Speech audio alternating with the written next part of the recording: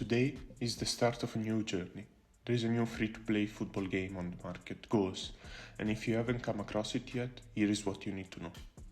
There are no licenses, so no real clubs or real players. It's more arcade. That means it won't be for everyone, and that's worth saying up front. Here's what stands out. It's very responsive, it's built around competition and a real skill gap. Defending is manual, you do the work, not the AI. And it's very rewarding. Playing actually earns you XP, points and packs.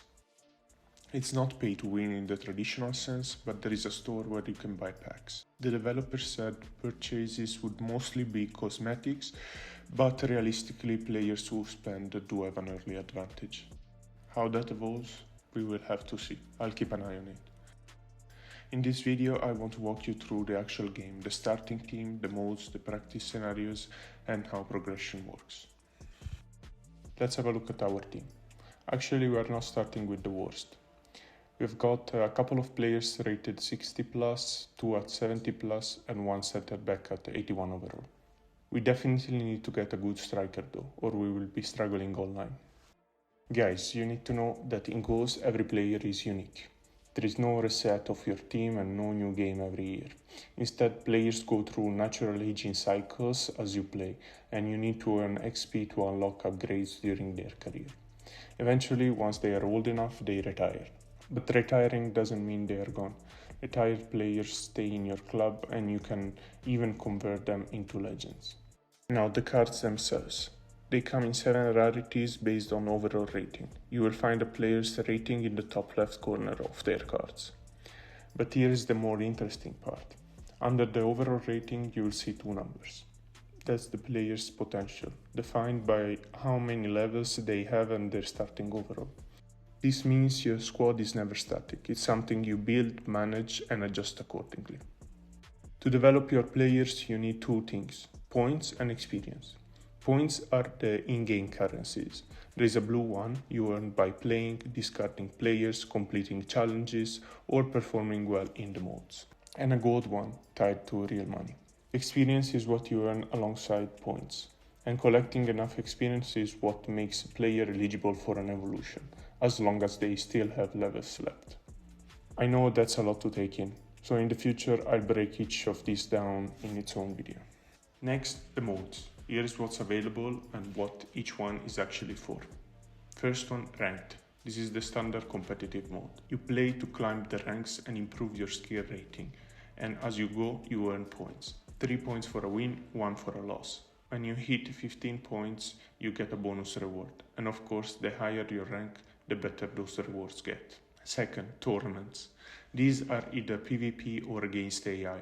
4 rounds, from the round of 16 to the final. Win and you advance, lose and you're out. But if you get knocked out, you can jump straight back in and try again.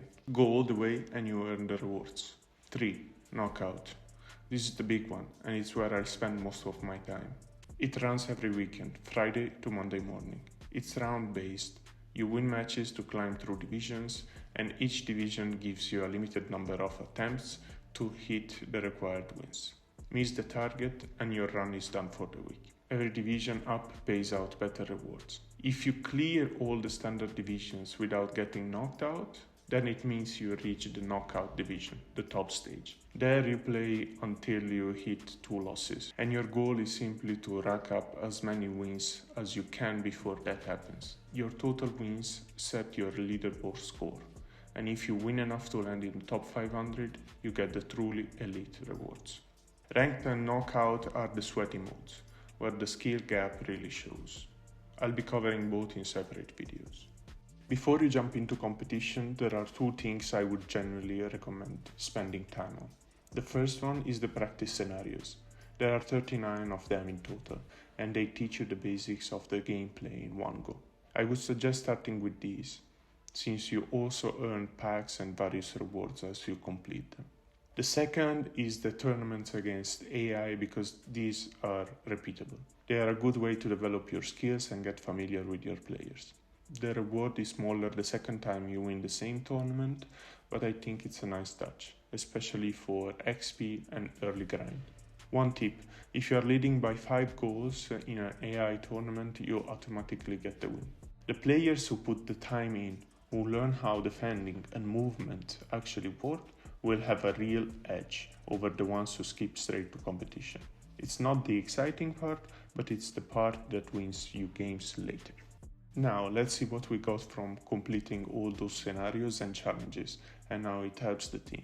These are the packs I got by default or from playing the alpha and beta. The rest come from the practice scenarios and tournaments. By completing all 39 scenarios, I also collected enough blue points to buy the starter pack in the store. And this is what my team looks like now. After all the scenarios, a couple of tournaments against AI and nothing more. And this is what I was talking about earlier, a reward system that earns you meaningful items just for competing. That's exactly what's been missing elsewhere. We will see how generous it stays long term, but as a starting point, this feels fair. That's the loop Goals is built on. Play, earn, improve, repeat. And so far, it's a loop I actually want to keep pulling. Next, I'm taking my team into knockout to see how Goals really holds up when the matches matter. That's where every football game shows its true colors. If you want to follow the journey, you know where to find me.